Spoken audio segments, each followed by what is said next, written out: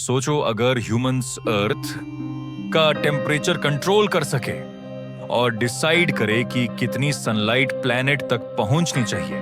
अगर हम चाहें तो ग्लोबल वार्मिंग को स्लो कर सकते हैं। लेकिन अगर कुछ गलत हो गया तो पूरा क्लाइमेट सिस्टम डिस्टर्ब हो सकता है।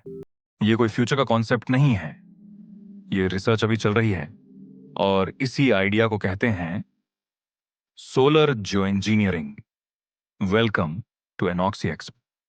आज हम समझने वाले हैं कि ये टेक्नोलॉजी कैसे काम करती है और क्यों ये इतनी कंट्रोवर्शियल है। आज प्लैनेट ऑलरेडी प्रेशर में है, वाइल्ड फायर्स बढ़ रहे हैं, फ्लड्स अनप्रिडिक्टेबल हो गए हैं और एक्सट्रीम वेदर नॉर्मल होता जा रहा है। इसी प्रॉब्लम को सॉल्व करने के लिए साइंटिस्ट्स एक बोल्ड आइडिया एक्सप्लोर कर रहे हैं, सनलाइट को रिफ्लेक्ट करना। कॉन्सेप्ट सिंपल है, अगर कम सनलाइट अर्थ तक आएगी तो टेम्परेचर नेचुरली डिक्रीज होगा। इसी आइडिया पर बेस्ड है एक एक्सपेरिमेंट जिसमें हाई अल्टीट्यूड एरोप्लेन के थ्रू एटमॉस्फेयर में टाइनी केमिकल पार्टिकल्स रिलीज किए जाते हैं। ये पार्टिकल्स सनलाइट को रिफ्लेक्ट करते हैं और हीट को वापस स्पेस में भेज देते हैं। इसका इफेक्ट टेम्पररी कूलिंग क्रिएट करता है। थ्योरी के हिसाब से यह काम कर सकता है। कंप्यूटर मॉडल्स भी सजेस्ट करते हैं कि ग्लोबल टेम्परेचर रिड्यूस हो सकता है।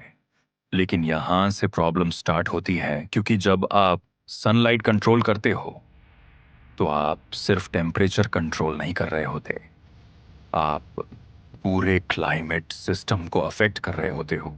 रेनफॉल पैटर्न्स चेंज हो सकते हैं, मॉनसून डिस्टर्ब हो सकता है, कुछ रीजन्स में ड्राउट आ सकता है और कुछ जगह अनएक्सपेक्टेड फ्लड्स भी आ सकते हैं। इसका डायरेक्ट इंपैक्ट एग्रीकल्चर पर पड़ता है।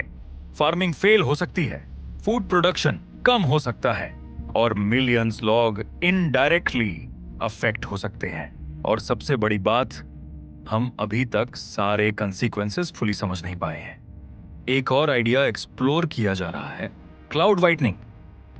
इसमें ओशंस के ऊपर क्लाउड्स को आर्टिफिशियली ब्राइट बनाया जाता है ताकि वो ज्यादा सनलाइट रिफ्लेक्ट कर सके। इसे भी टेम्परेचर रिड्यूस हो सकता है। पेपर पर यह सॉल्यूशन सिंपल लगता है, लेकिन रियल वर्ल्ड में सिचुएशन कॉम्प्लेक्स होती है। क्लाउड बिहेवियर चेंज करना वेदर सिस्टम्स को डिस्टर्ब कर सकता है, रेनफॉल शिफ्ट हो सकती है और कोस्टल रीजन्स पर इसका इफेक्ट पड़ सकता है। अब एक और इंपॉर्टेंट कंसर्न आता है, अगर हम इस टेक्नोलॉजी पर डिपेंड हो गए तो हम पॉल्यूशन रिड्यूस करना स्लो कर सकते हैं। मतलब प्रॉब्लम को सॉल्व करने के बजाय हम उसे टेम्परेरी कंट्रोल करेंगे, और अगर कभी ये सिस्टम बंद हो गया तो सिचुएशन और डेंजरस हो सकती है। टेम्परेचर सडनली फास्ट इंक्रीज कर सकता है। इस सडन चेंज को कंट्रोल करना मुश्किल हो जाएगा। एक और बड़ा क्वेश्चन है, इस टेक्नोलॉजी को कंट्रोल कौन करेगा? अगर एक कंट्री क्लाइमेट सिस्टम को इन्फ्लुएंस करती है तो उसका इफेक्ट पूरी दुनिया पर पड़ेगा। इससे पॉलिटिकल टेंशन भी बढ़ सकता है और ग्लोबल लेवल पर कॉन्फ्लिक्ट्स क्रिएट हो सकते हैं।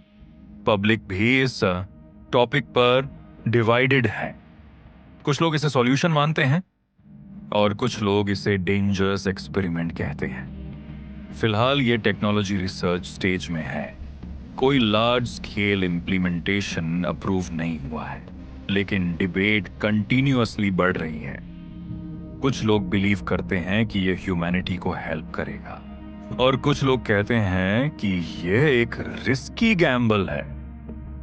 फाइनल क्वेश्चन ये है, क्या हम क्लाइमेट चेंज को कंट्रोल करने के लिए रेडी हैं, या हम एक ऐसी सिस्टम स्टार्ट करने वाले हैं जिसे कंट्रोल करना हमारे हाथ में नहीं रहे? तो अब सवाल सिर्फ इतना नहीं है कि क्या हम क्लाइमेट चेंज को कंट्रोल कर सकते हैं, सवाल यह है क्या हमें करना चाहिए।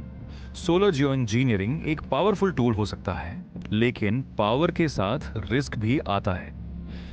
अगर यह काम करता है तो शायद हम प्लैनेट को टेम्पोरली कूल कर सकें, लेकिन अगर यह गलत हो गया तो उसके कॉन्सिक्वेंसेस कंट्रोल करना मुश्किल हो सकता है। यह डिसीजन सिर्फ साइंस का नहीं है, यह पूरी ह्यूमैनिटी का डिसीजन है। क्योंकि जब हम क्लाइमेट को कंट्रोल करने की कोशिश करते हैं तो हम सिर्फ एनवायरनमेंट नहीं, फ्यूचर को कंट्रोल करने की कोशिश कर रहे होते हैं।